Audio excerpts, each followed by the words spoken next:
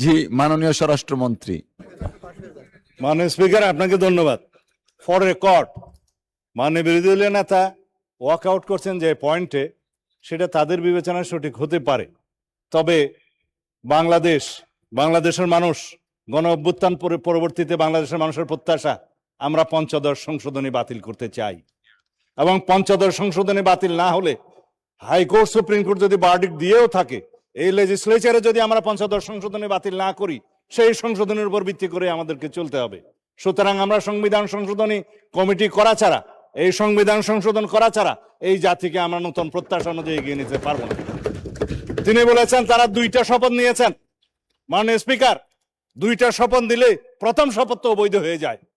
বর্তমান সংবিধান অনুসারে নির্বাচন অনুষ্ঠান হয়েছে, বর্তমান সংবিধান অনুসারে এই জাতীয় সংসদের অধিবেশন আহ্বান করেছে মহামান্য রাষ্ট্রপতি, সেই সংবিধান অনুযায়ী এইখানে জাতীয় সংসদ বৈঠক অনুষ্ঠিত হয়েছে এবং সেই সংবিধান অনুযায়ী এখানে রাষ্ট্রপতির ভাষণ হয়েছে এবং সেই ভাষণের উপরে তারাও আলোচনা করেছেন, আমরাও আলোচনা করেছি।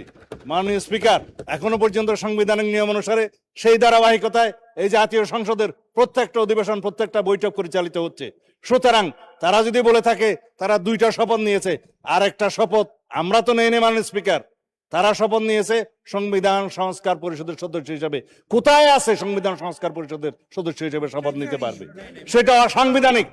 যেটা উপদেষ্টা পরিষদে সিদ্ধান্ত হয়েছিল, আইন উপদেষ্টা নথিতে পাশ করেছে এবং সেই নোটিশটা নির্বাচন কমিশনে পাঠিয়েছে, সর্বৈব সেগুলো ভয়েড অ্যাব ইনিশিও প্রথম দিন থেকেই। এবং সেই আর্টিকেল 148 অনুসারে, তফসিল 3 অনুসারে সেখানে যে একটা ফর্ম ব্লু পেপারে ছাপিয়ে দেওয়া হলো যে সংসদ সদস্যগণ আবার আরেকটি শপথ নেবেন সংবিধান সংস্কার পরিষদের সদস্য হিসাবে, সেটা ফুল নাল এন্ড ভয়েড। এটা কোনো আনকনস্টিটিউশনাল, সে কোথাও নাই। এবং তার উপর ভিত্তি করে তিনি যে বক্তব্য দিলেন, গণভোটের গণরায় অনুসারে আমরা গণভোটকে সম্মান দিতে চাই। অবশ্যই গণভোটের গণরায়কে যদি সম্মান দিতে হয়, এই সংবিধানকে সংশোধন করতে হবে এবং তারপরে যদি সবাই মিলে রাজি হয় যে সংবিধান সংস্কার পরিষদ গঠন হবে, তখন যে সংবিধান সংস্কার পরিষদের সদস্য হিসেবে শপথ নিতে পারবে, তখন সেটা হবে। এখন তো সেটা হয়নি মাননীয় স্পিকার। আগে সংবিধান সংশোধন হতে হবে সমঝোতার ভিত্তিতে। সেই সংবিধানে যদি সংস্কার পরিষদের কোনো বিধান সংযুক্ত করতে হয়, সেই আলোচনাও তাদেরকে সেই সংবিধান সংশোধন কমিটিতে এসে করতে হবে। তারপরে আলাপ আলোচনার ভিত্তিতে আমরা যে সংশোধিত সংবিধান পাবো, সেই সংবিধান অনুসারে আমরা এগিয়ে যাব। এখন যদি কেউ বলে যে গণভোট হয়েছে, কিসের উপর হয়েছে মাননীয় স্পিকার? গণভোটের যে আদেশ, সেটাকে আমরা নাম দিয়েছি জুলাই আদেশ। যেই আদেশটা প্রথম দিন থেকে এখতিয়ার বহির্ভূত, এটা fraud on the constitution, colourable legislation.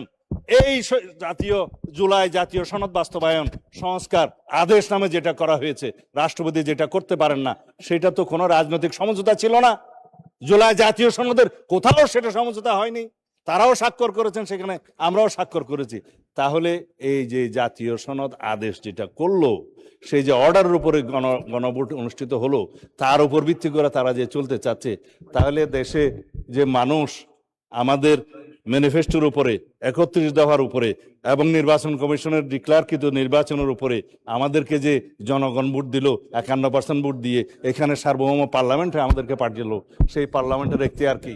এটা ইউনিটারি ইন্ডিপেন্ডেন্ট স্টেট হিসাবে, একটা ইন্ডিপেন্ডেন্ট স্টেট হিসাবে আমরা একটা ইউনিটারি কান্ট্রিতে আছি, সেখানে একটা সংসদ থাকবে। আর্টিকেল 65-এ বলা আছে সেই সংশোধনে আইন প্রণয়নের ক্ষমতা আছে, সংশোধন করার ক্ষমতা আছে। সেই ক্ষমতা হিসাবে জাতীয় সংসদ সদস্যগণ এই সংবিধানে সংশোধনী দিবে। সেই এখতিয়ার তো সার্বভৌম জনগণ আমাদেরকে দিয়েছে, আর্টিকেল 7 অনুসারে দিয়েছে। এখন যদি বলা হয় গণভোট কি তার উপরে? অবশ্যই তার উপরে না। আমরা সাংবিধানিক ভোটে জাতীয় সংসদের সদস্য নির্বাচিত হয়েছি সার্বভৌম জনগণ কর্তৃক, এখানে আইন এবং সংবিধান প্রণয়ন করার, সংশোধন করার জন্য। গণভোটে কি হয়েছে? জুলাই জাতীয় সনদে যেটা সমঝোতা হয়েছে, 4 খান প্রশ্নের মধ্যে 3.5 খান আমরা মানি, আর আধা খান যে কোশ্চেন, সেই কোশ্চেন তো সংবিধানের উপর হাত দিয়েছে একটা অবৈধ আদেশ প্রণয়নের মধ্যে দিয়ে। সেটা তো void ab initio, it is now pending with the judiciary. তারা কি বলে দেখি। তারপরেও যদি আলাপ আলোচনা করে আমরা এখানে জুলাই জাতীয় সনদের সবকিছু আমরা এখানে বাস্তবায়ন করতে চাই এবং তার বহির্ভূতভাবে যদি সংবিধান সংস্কার পরিষদ গঠন করতে চায়, তারা সেই আলোচনা এখানে এসে করুক। সংবিধান সংশোধনী কমিটিতে করুক, আর না হলে পরে রাস্তায় গিয়ে সংবিধান সংস্কার পরিষদের কমিটি করলে তো সংবিধান সংশোধন না করে আমরা বসে থাকতে পারবো না।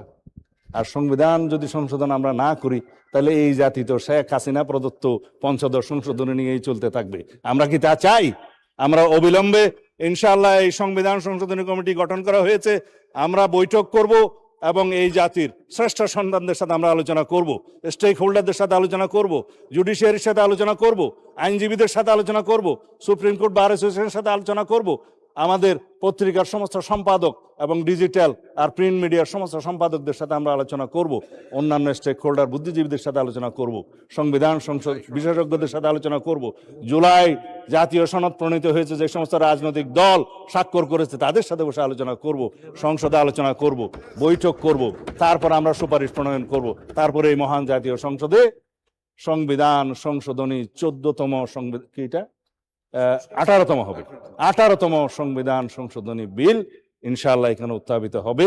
আমরা আশা করি বিরোধী দলীয় সদস্যগণ ইমোশনাল রাজনীতি না করে আমরা যাতে সংশোধিত একটি শক্তিশালী সংবিধান সংশোধনী বিল আনতে পারি, সেই জন্য গণতন্ত্রের স্বার্থে তারা সহযোগিতা করবেন।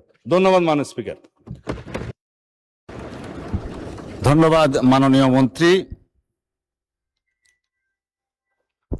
সংসদের সামনে প্রশ্ন হচ্ছে মাননীয় সংসদ নেতার পক্ষে মাননীয় চিফ হুইপ জনাব মোহাম্মদ নুরুল ইসলামের প্রস্তাব মতো এবং তার প্রস্তাবিত সদস্যদের সমন্বয়ে গণপ্রজাতন্ত্রী বাংলাদেশের সংবিধানের প্রয়োজনীয় সংশোধনের নিমিত্ত সুপারিশ প্রণয়নপূর্বক সংসদে রিপোর্ট পেশ করার জন্য কার্যপ্রণালী বিধির 266 বিধি অনুযায়ী সংবিধান সংশোধন সম্পর্কিত বিশেষ কমিটি গঠন করা হোক। যারা এই প্রস্তাবের পক্ষে আছেন তারা হ্যাঁ বলুন, যারা এই প্রস্তাবের বিপক্ষে আছেন তারা না বলুন। আমার মনে হয় হ্যাঁ জয়যুক্ত হয়েছে, হ্যাঁ জয়যুক্ত হয়েছে, হ্যাঁ জয়যুক্ত হয়েছে। অতএব প্রস্তাবটি সংসদে গৃহীত হলো।